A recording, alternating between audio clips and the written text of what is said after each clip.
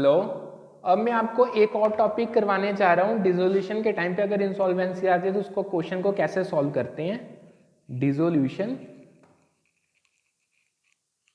Of firm उस time अगर insolvency आ जाए तो। ओके, देखो सबसे पहले हम क्वेश्चन रीड करते हैं। हमें क्वेश्चन में क्या दिया, A B C are partners in a firm dealing in fancy goods and sharing profit and losses in the ratio.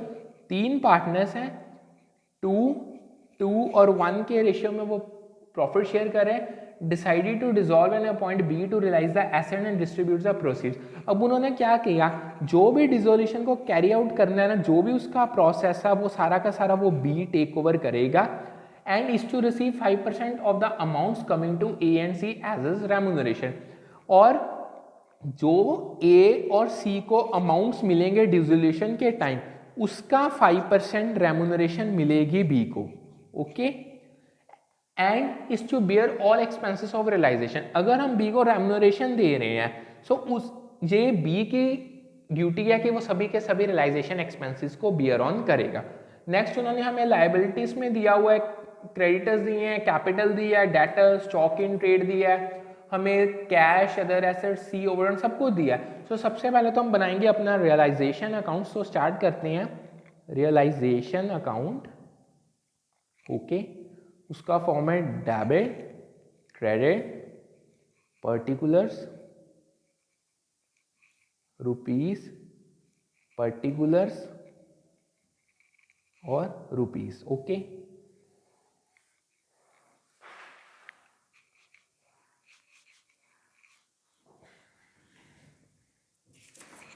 सो सबसे पहले हम अपने एसेट्स को करते हैं ट्रांसफर। इधर आ गया टू डेटर्स, उनका हमें अमाउंट जो गिवन है डेट इज 4229, और उसके अगेंस्ट जो प्रोविजन है वो ऑपोजिट साइड पे आ जाएगी बाय प्रोविजन। वो हमें अमाउंट दिया है 211 का। हमें स्टॉक इन ट्रेड दिया है, उसका हमें अमाउंट दिया हुआ है 1872। ओके, हमें लाइबिलिटीज में क्रेडिटर्स दिए हैं, वो इधर आ जाएंगे by creditors, that is 1247। Okay, अब कैपिटल्स दिए हैं वो तो आएंगी नहीं, हमें कैश दिया वो भी नहीं आएगा, अदर एसेट्स दिए हैं वो इधर आ जाएगा टू अदर एसेट्स, उसका हमें अमाउंट 1710। तो सी की कैपिटल ओवरड्रॉन है, वो भी कैपिटल अकाउंट में आएगी, इधर कोई नहीं आएगी। नेक्स्ट हमें उन्होंने कहा है B report the result of realisation as follow. सबसे पहले हमें डेटर्स का उन्होंने दिया है बाय, यहाँ पे हम डाल देते हैं बाय कैश अकाउंट। अगर जब डेटर्स ने कितना अमाउंट रियलाइज किया वो है 3462। ओके, नेक्स्ट उन्होंने स्टॉक ने कितना रियलाइज किया, debt is 1444। Next goodwill 50। Okay, उसके बाद अदर एसेट्स ने, अदर एसेट्स उसमें 909। तो सभी एसेट्स का आगे इसका टोटल कर लेते हैं। It will B 3462 plus 1444 plus 50 plus 909 यानी 5865 टोटल आ गया। अब नेक्स्ट वो कहते हैं creditors are omitted from balance sheet to amount of 100। अब पेमेंट करते हैं टू कैश अकाउंट। देखो जो पहले वाले क्रेडिटर्स थे वो है 1247 और 100 के ओमिटेड थे उनकी भी पेमेंट होगी। सो 100, इसका टोटल आ गया 1347। नेक्स्ट वो कह रहे हैं the expenses of realisation amounted to 100, वो बी ने बेयर करने थे क्योंकि हमने उनको उसको रेम्यूनरेशन दे रही। सो उसका यहाँ पे कुछ भी लेना देना नहीं है। नेक्स्ट उन्होंने हमें क्या कहा है, C informs his partner that he possessed ₹100 only and they agreed that if a result of the realization he is still indebted to the more than this amount they will accept it in full settlement, prepare dissolution accounts। okay, so सबसे पहले क्या करना है, अगर आप check करो अब हमें डिसोल्यूशन पे बी को देनी है commission to B's capital account. अब इस कमीशन को हम यहाँ पे एक बार छोड़ देते हैं क्योंकि इसकी करनी पड़ेगी वर्किंग, क्योंकि ये कमीशन है वो अमाउंट के बराबर जो हमने डिसोल्यूशन पे ए और बी को देना है। सो अब इस इसको करने से पहले तो हम बना लेते हैं अपने capital accounts. So capital account उसका फॉर्मेट पर्टिकुलर, हमारे पास 3 पार्टनर्स हैं A B C, particulars A B और C. Okay,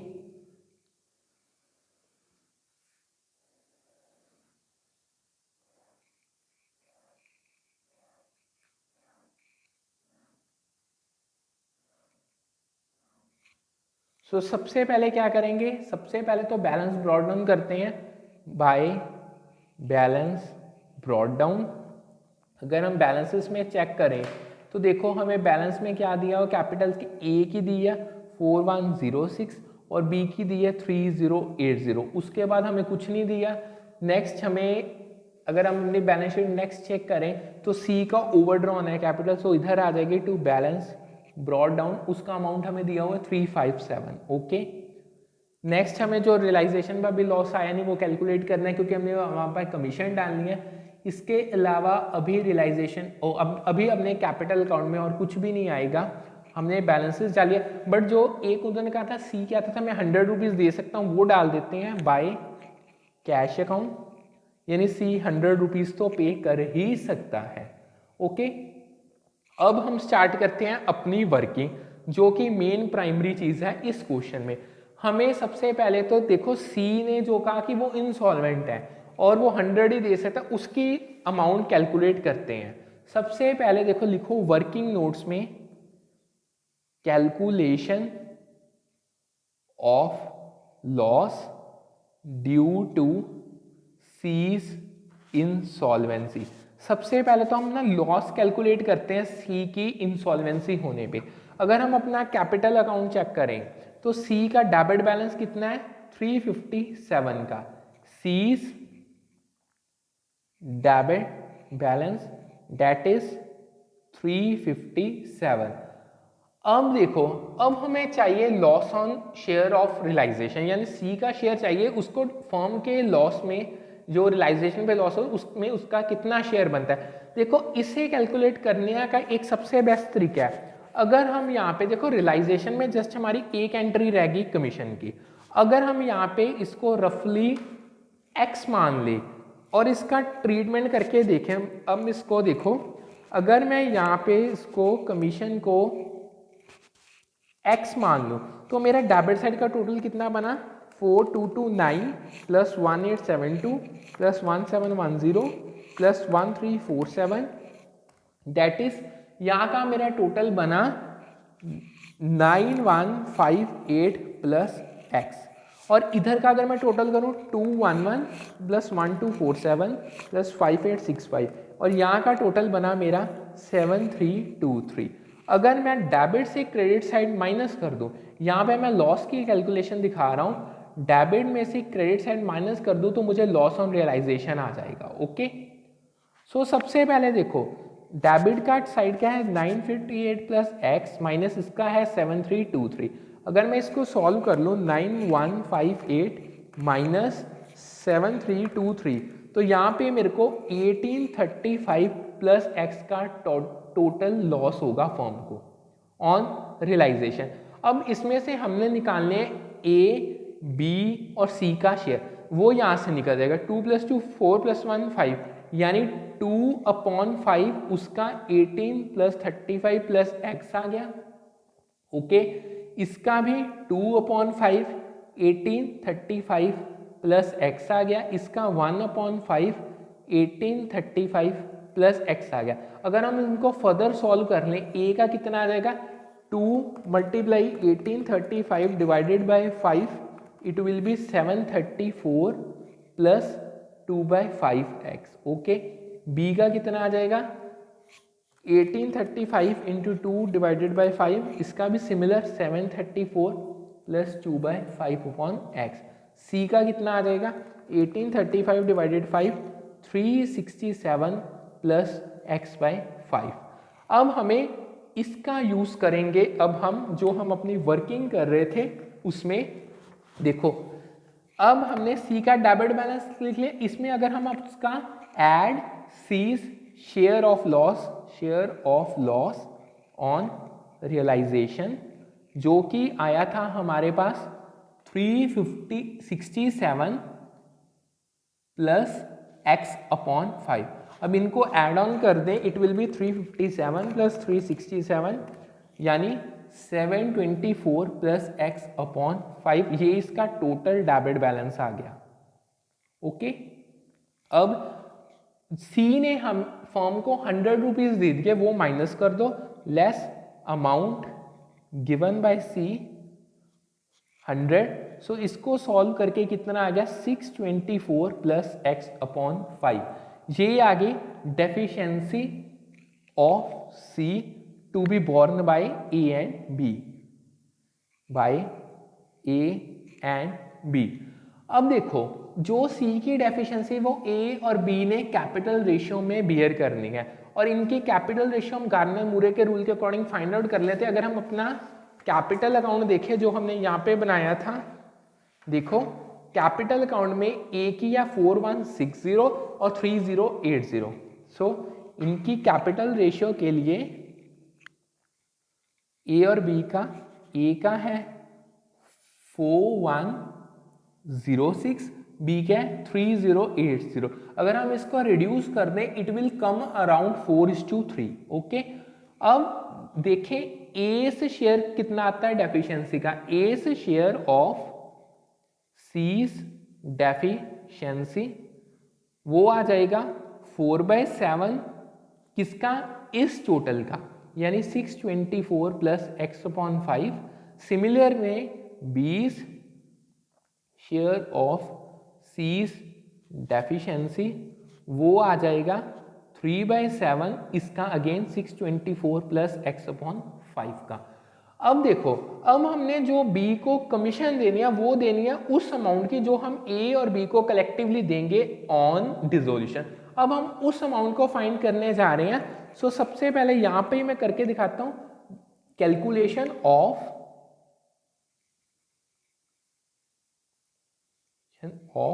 amount going to A. Okay, देखो सबसे पहले बैलेंस देखो ए के कैपिटल अकाउंट में, balance in S capital account वो हमें कितना दिया हुआ 4106। उसमें से उसका लेस लॉस ऑन रियलाइजेशन कितना हुआ वो हमने कैलकुलेट किया था, वो था 734 प्लस 2/5x। अगर इसको हम माइनस कर दें, यानी 4106 में से अगर हम माइनस कर दें 734, यहाँ पे आ गया 3372 माइनस 2/5x। ओके, अब देखो, अब ए ने जो डेफिशिएंसी का बियर करना है वो भी माइनस कर दो, less S share of C's deficiency वो था 4/7 624 प्लस x अपॉन 5। ओके, अब इसको करो, बैलेंस कितना आ गया, therefore balance is equal to 3372 minus 2/5x, उसमें से माइनस करेंगे 4/7 ब्रैकेट में 624 प्लस x प्लस 5। ये तो आ गया बैलेंस ऑफ ए, यानी that is total amount going to A. Okay, अब देखो, अब हमने बी की कमीशन कैलकुलेट करनी है, वो किस तरीके से दी जाएगी, therefore calculation of commission to be. सबसे पहले देखो कमीशन हमने 5% देनी है amount going to A and C, और सी गेट्स नथिंग बिकॉज देखो हमने कहा था स्टार्टिंग में ए और सी के कंबाइन अमाउंट का देना है। अब सी को तो कुछ भी नहीं मिलेगा क्योंकि वो तो इंसॉल्वेंट हो गया। सो बचा क्या, ए का, तो ए का हमने अमाउंट कैलकुलेट कर लिया, इसका हमने 5% कमीशन देनी है। देयरफॉर 5% को हम 5/100 ब्रैकेट में किसका 3372 माइनस 2/5x माइनस 4/7 ब्रैकेट में 624 प्लस x/5। ओके, अब देखो अगर मैं आपको अब पिछले पेजेस पे टर्न करें तो देखो हमने कमीशन कितनी बी की लेट की थी x, बट जो अब हमारे पास आया वो आया है उसको हम x के इक्वल कर देते हैं। So x that is equal to अब 5 परसेंट ऑफ अमाउंट कितना जा रहा है 3372 minus 2/5x minus 4/7 624 plus x upon 5 इसको ब्रैकेट क्लोज, यानी कि ये अमाउंट जो जा रहा है उसका 5% ये बनेगी कमीशन के लिए, बेस बनेगा कैलकुलेशन के लिए। और हमने कमीशन x के लेट की थी, सो अब इसको सॉल्व कर लेते हैं। सबसे पहले इट विल बी 5/100 को वैसे ही रहने दो, अंदर वाले को चेक करो, यानी 4 into 624 divided by 7, so 4 into 624 it will B 2496 by 7 minus और प्लस माइनस 4x अपॉन 35। पहले हम ब्रैकेट को सॉल्व करते हैं, इसको अगर मैं काट दूं इट विल बी 20 1/20। हम एलसीएम लेंगे 5 7 और 35 का, 5 1 जा 7 5 7 जा और यहाँ पे आ गया 7, सो एलसीएम आ गया 35, इधर आ जाएगा 35।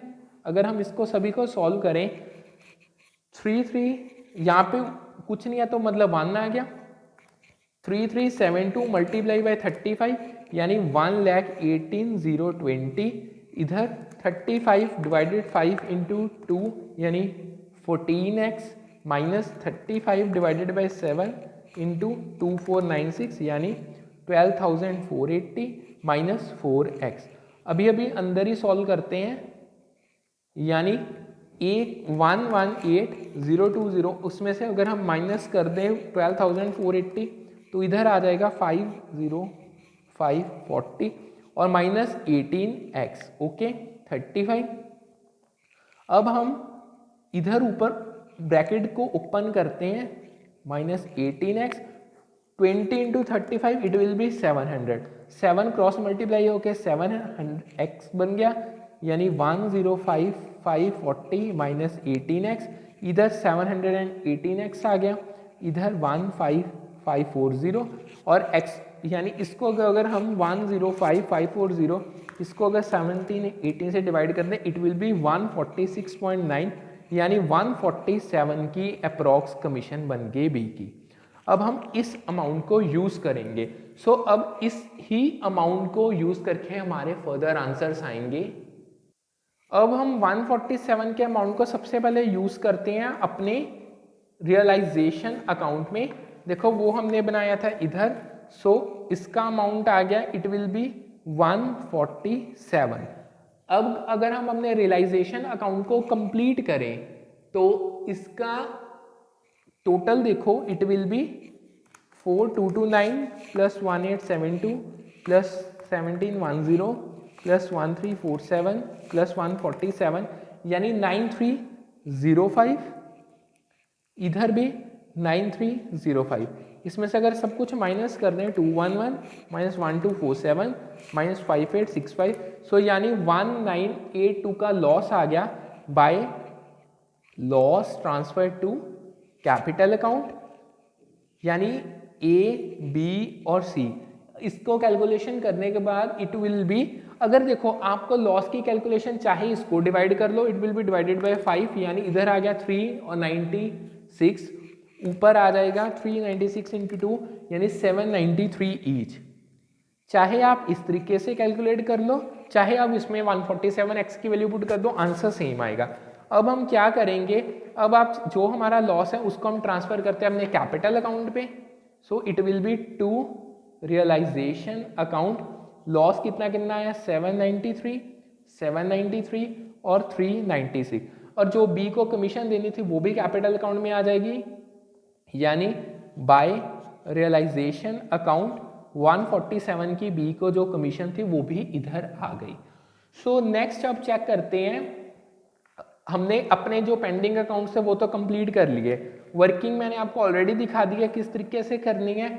अब देखो लास्ट में उन्होंने क्या कहा था, अब कोई इंसॉल्वेंसी को हमें चेक करना पड़ेगा, इंसॉल्वेंसी किस किस की आ रही है, क्यों आ रही है। ओके, सबसे पहले देखो अगर हम सी का ही चेक करें, सी का इधर आ गया 357 और 396 माइनस 100, यानी कि 653 की इंसॉल्वेंसी आ रही है। 373 प्लस सो उसकी इंसॉल्वेंसी को कौन बियर करेगा, ए और बी।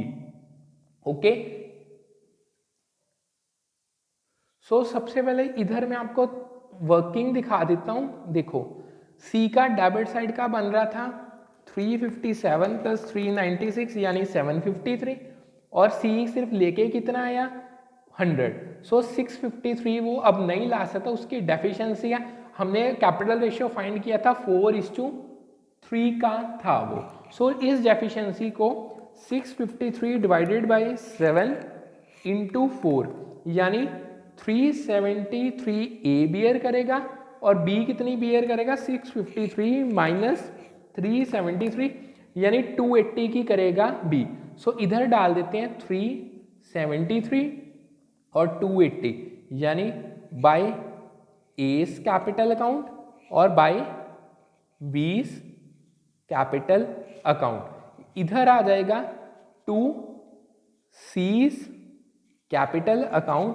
ए ने कितनी बियर की 373, बी ने कितनी की 280 की, यानी अब सी का देखो टोटल बिल्कुल मैच करेगा, it will B 753 each. Okay, अगर अब हम चेक करते हैं बी का, यहां पे इसको कर दो क्लोज। बी का देखो, बी की कमीशन 3 था, यानी बी का तो ऑलरेडी क्रेडिट बैलेंस ही बढ़ा आ रहा है, यानी 3080 प्लस 147 यानी 3227, 3227 इधर, 3227 इधर, यानी बी को हम कितने की पेमेंट देंगे -793 माइनस 280 यानी 2154 की बी को पेमेंट दी जाएगी टू कैश अकाउंट, यानी ये आगे आपकी बैलेंसिंग फिगर। अब ए का इधर है 4106, इधर भी 4106, सो इधर इसको भी पेमेंट दी जाएगी -793 माइनस 373 यानी 2940 की पेमेंट ए को दी जाएगी। अब हम बनाते हैं अपना कैश अकाउंट, उसका फॉर्म है पर्टिकुलर रुपीस पर्टिकुलर, और इधर भी आ गया रुपीस। ओके,